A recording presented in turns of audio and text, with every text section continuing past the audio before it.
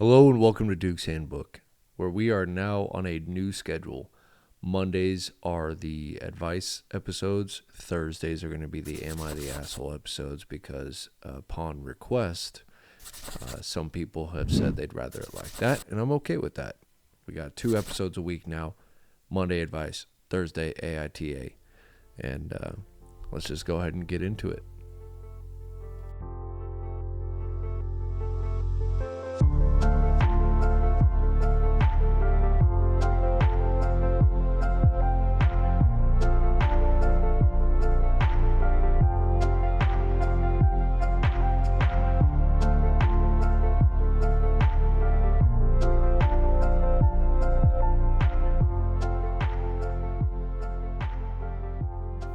Hey, I hope you guys are all having a good day today. And we're going to start off with this one that says, my partner died and I'm considering not telling his family I'm pregnant. I actually think it would benefit you to tell his family that you're pregnant with his kid. I mean, I'm sure they would be over the moon. Made a throwaway for this, but here's the situation. I, 26, lost my partner, 35, of 1 year, unexpectedly a month ago. I found out I was pregnant the day before he died. I was planning a cute way of telling him, but it happened before I could. Though he knew I suspected. I knew he would have been happy about it, and we had previously discussed names. Now, here comes the problem. He has told me about some things in his family that there's no way in hell I'm exposing my baby to. His family don't see anything wrong with bringing their kids up in this. They, and I'm mostly thinking one person here, has a very strong personality and is manipulative in the extreme. They would not be against attempting to seize custody or call in CPS to get their way. I know this because they have done it before with another deceased relative's child. He himself was both a victim of this and later showed that side of himself to me.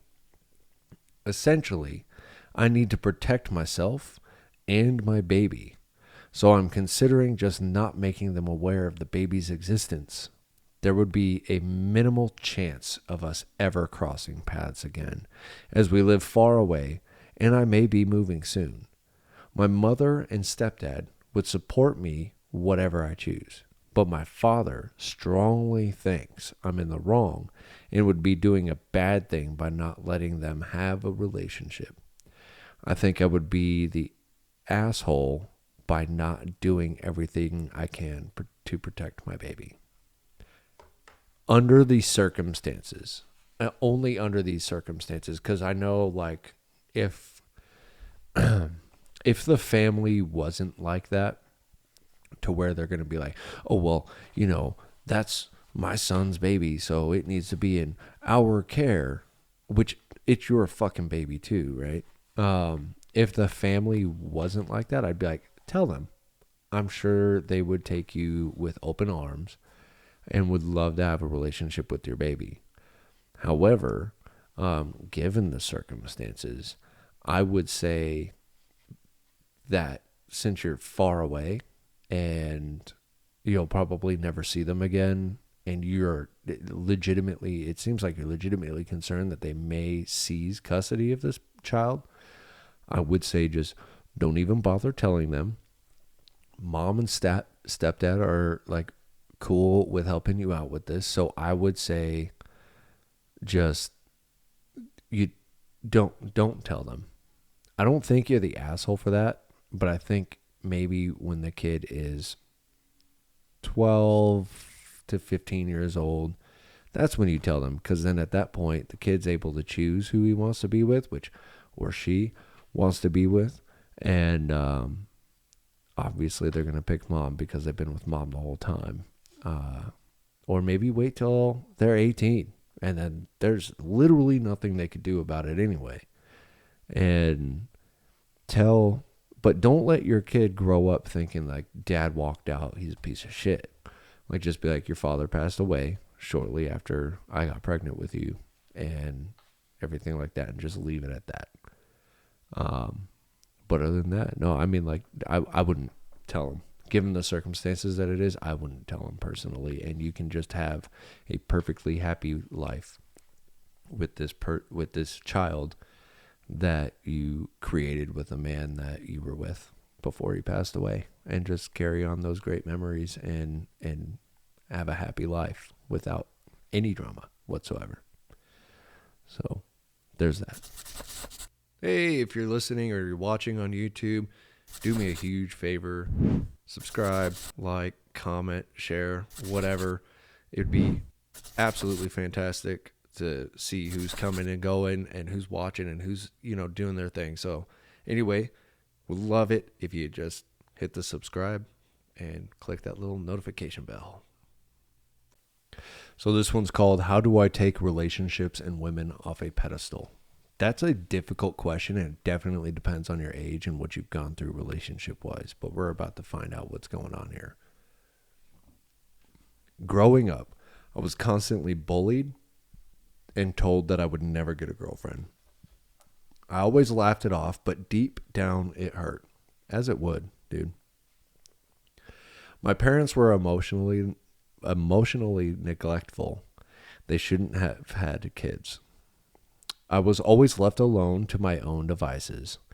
I set out in life to become perfect so that maybe I could be attractive or considered by a girl. I became an engineer, saved money, got a house and a car, and stayed in very good shape. Things I got made fun of, such as my height and nose, I can't change without surgery, which I am considering at this point. Don't do that.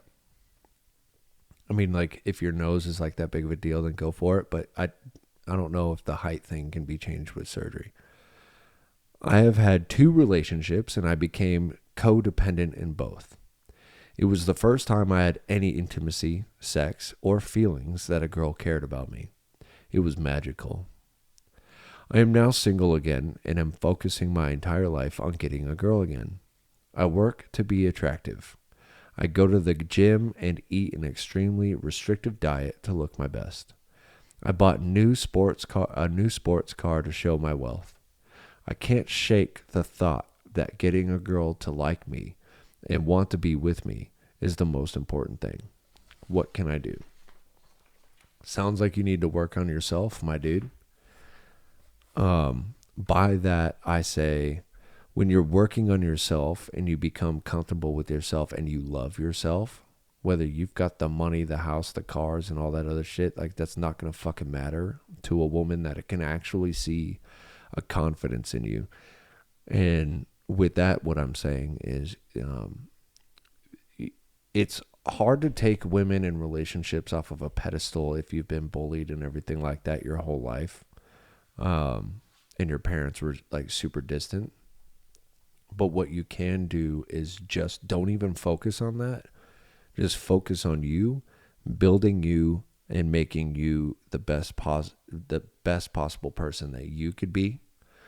Meditate, you're already working out, you're doing that stuff. But when I say focus on you, like, you are your star player. You need to make it, and you're already kind of there to where, with or without a woman, you will be fine, right? And just all you need to do is eliminate the factor of, I want the relationship. You want it. It's not a need. You don't need to be in a relationship. You just really fucking want it bad. And once you eliminate that, which is just get some hobbies other than gym, strict diet, work, etc., focus on that in yourself, and you will become possibly the best possible person that you could be for anybody. And it'll just kind of fall into your lap, once you're radiating that good positive energy, that good love in yourself outwards, it'll just fall into your lap. This one's called, Should I, 20 Female, Just Ghost My Family? Now, this is quite a long one, but we're going to just get through it and then I'll give my piece. Throwaway might be a long post. It is. Anyway, I've always had trouble setting boundaries. Can't afford therapy right now. I'm the firstborn in a first-gen immigrant household. My parents always had super high expectations of me and expected me to be a perfect example to my younger sister. For the longest time, I was expected to study medicine and become a doctor. I was never really given a choice. And to be fair, I didn't really think of doing anything else anyway. I was never really allowed to do things other kids were able to do, like hang out with friends, date, go to school parties, or whatever. As a result, I don't think I developed socially as much as I could have. I'll be honest and say I was pretty weird in high school and didn't really understand social norms or cues, so I didn't really fit in. I was also picked on a little bit, but I wouldn't say I was bullied or anything. Because of all this, I just became comfortable being at home and didn't have anything better to do than just studying. I developed social anxiety and agoraphobia. My home life was not great either. If I got anything less than perfect grades, I was ridiculed by my mother. If I was caught not studying, I would get beaten or have my devices taken away from me so I couldn't be distracted, in quotes. But the problem was that if I got good grades, which I did regularly, then I was praised, celebrated, and felt loved. It may sound stupid and weak, but I associated my self-worth and love with my ability to get good grades. Fast forward to sixth form for any non-UK people. It's basically junior, senior year, but separate from junior high school. I guess my brain just went into overload and I gained some sort of self-awareness. I realized that I didn't want to do medicine. I was depressed, barely had friends, and had severe social anxiety. It also did not help that I would just lay in bed all day, not really pay attention in class, and didn't really care about life. My grades dropped dramatically, which only made me feel worse about myself. I also had exams to do and get into medical school that I didn't study for. My own fault. Needless to say, I failed woefully. When my mother found out, she was more than mad. She said extremely hurtful things to me, but she was mad, so I guess it is what it is. After the things she said, I was really suicidal. My sister was really the only thing keeping me going because I knew I couldn't leave her alone. I started smoking weed and just ditching school to hang out in parks to listen to music. Surprisingly, I actually got accepted into a good university to study a medicine-related subject. I was just happy to go to a university so I could be away from home. I became slightly optimistic about being out of the house and maybe experiencing something new. University started, and I still had the same pattern. My depression and social anxiety had not gone away. And my mom would call me every day. Every? That's too much. If I didn't answer, she would come all the way to the campus to see what I was up to. I had to tell her that I was up to every turn of the way. I don't know what that means. She wanted to know when I went out and what I was spending money on. And she would ask me really personal questions. She tried to have a, quote, friendly relationship with me, but I just felt annoyed by it. I have tried to let her know that I was annoyed by all of this and that it was stressful for me. But she would turn it back on herself and play victim. I felt trapped and suffocated. I also had undiagnosed ADHD and Asperger's at the time, so I really didn't know how to handle everything. I barely went to my classes. I know, and just smoked weed and laid in bed days at a time. I often fantasized about self-harm, but never went through with it. Surprisingly, though, all this, through all this, I actually managed to make some really good friends. I don't like telling them, or anyone really, my problems because I don't want to burden anyone else with my shit. I wanted to drop out, but I would have had nowhere to go. I live in London with a super expensive, which is super expensive, so moving out wasn't an option. Anyway, summer came around and I had to go back home. It was hell. I just didn't want to live there anymore, but I didn't want to go back to university. I know how annoying I am right now. I'm sorry. I started working in an office over the summer to save up some money so hopefully I could move out or travel or something. I had planned to take a trip around Europe for the next couple of months with the money I had saved, about £8,000. I thought it would be rather better than going back to university. However, my mom had other plans for me. She talked me out of it and said to continue working since I am able to make a lot of money and use the money to get a mortgage or something. Her logic was that it would be better as a long-term investment rather than spending all the money that I am unlikely to get back as I get older. She got my father involved and they pretty much pressured me into agreeing. This was back in September, and it's May. I am just tired, to be honest. I know you're probably reading this like, stop being such a dumb people pleaser and make a decision for yourself. You're 20 years old. And I know it's just, I know. It's just I know my mom will be disappointed and hurt if I just up and leave. She has really bad anxiety, which has led to control issues, and I know the only way I can truly be free is if I go 100% no contact.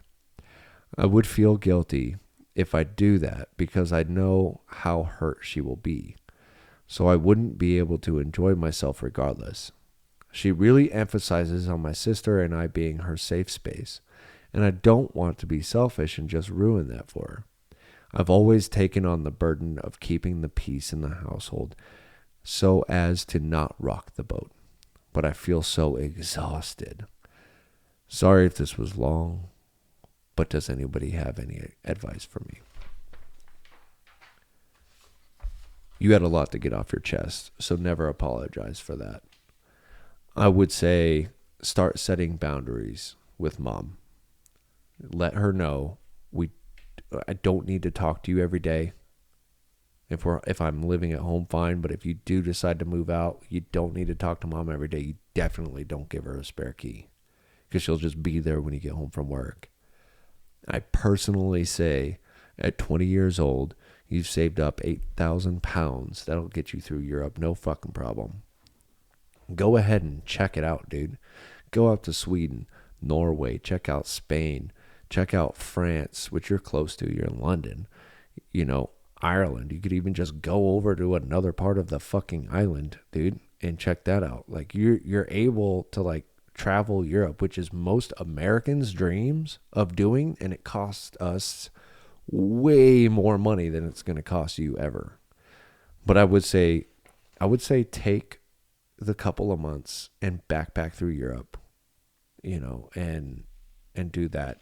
Just be wary of where you're at. And, whatever mom says, it's like, you need to do this to find yourself is how I look at it.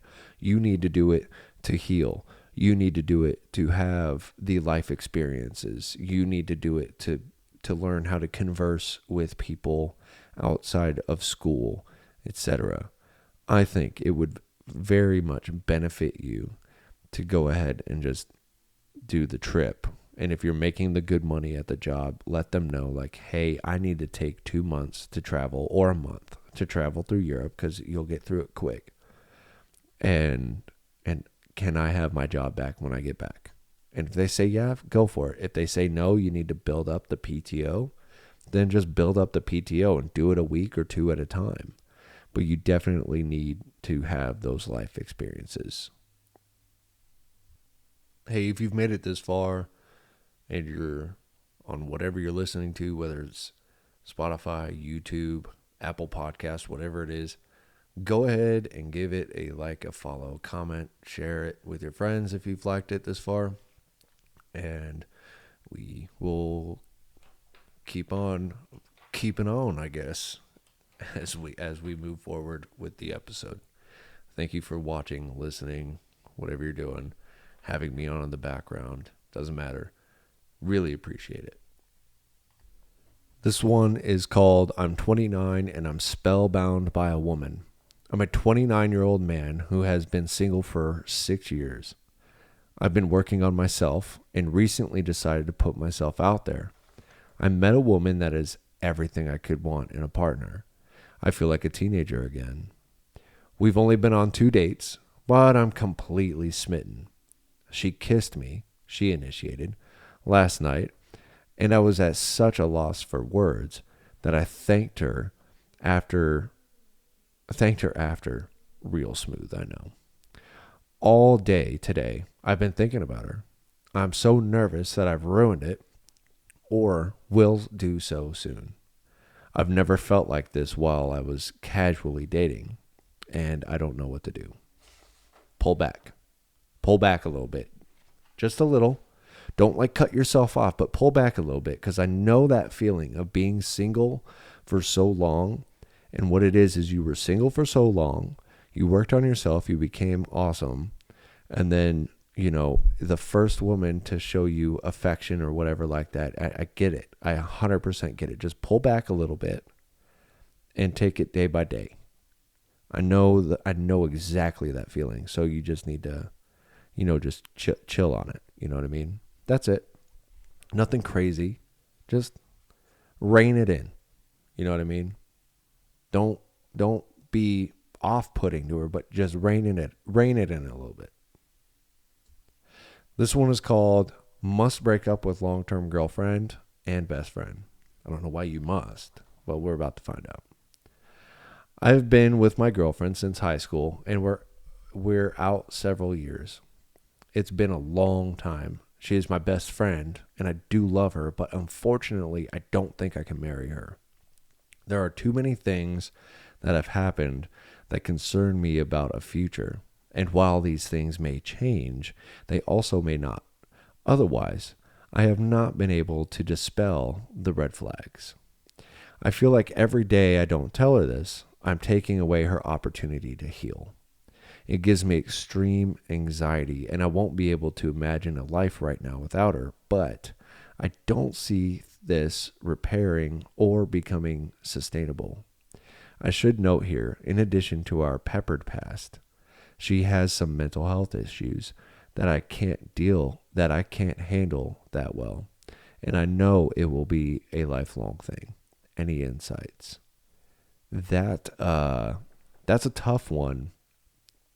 And I'm going to be honest with you. If you don't see a future with this woman, then don't waste both your guys' time. Because, and I understand, like, she's got some mental health problems. You guys have a peppered past and whatever. And unless you sit down at first and have like a long, deep, heart-to-heart conversation about this before you just go, bye, bitch. Kick rocks, get the fuck out, actually sit there and have a conversation about how you're feeling and bring it to the table. And if yelling ensues, just be like, okay, pause. We need to cool down and have this conversation at a later time or date. No more than a week out. And then come back to where you left off. But you need to like figure it out between the two of you about what's going on. Otherwise, 7 years is a long time. Several years, you said, is a long time. So I'm assuming you're around 5-6 years. There's really nothing for me to gauge here, but it's a long time. It's a long piece out of your life. But if you guys have been together since high school, I'm assuming you guys are still young. So it's easy. It's better to just cut it young, and then you're not wasting. It's better to waste the 5 years or whatever to where you're 23 and then wasting 13, 15, 20 years of your life and then being miserable in the process. You know, it's like my mom asked me, she goes, why do you like stay single so long? Why are you so picky? And it's, one, I'm so picky because I would rather be single and happy than in a relationship and miserable. So that's why I'm picky. And if you're in a relationship right now and you're miserable and you don't see a future with it, I personally wouldn't be sticking around. But that would also again need to be a conversation that you need to have with her. A heart-to-heart, face-to-face conversation about how you're feeling, and hopefully it can be resolved and everything like that, because I'd hate to see a long-term relationship just end. So good luck to you, and I hope I maybe helped you. So that'll do it for this episode. Keep an eye out for Eagle in the Roo, where me and my Australian buddy, what am I doing? My Australian buddy and myself just kind of talk about everything, where politics, humanity, freaking gaming, YouTube, different creators, stand-up comedy, whatever it is, we talk about it because we love that shit. And yeah, so go ahead again, like, follow, sub, whatever you can do on whichever platform. Just like make sure you're keeping up to date with the podcast, and then we'll catch you on the next episode. You have a good rest of your day.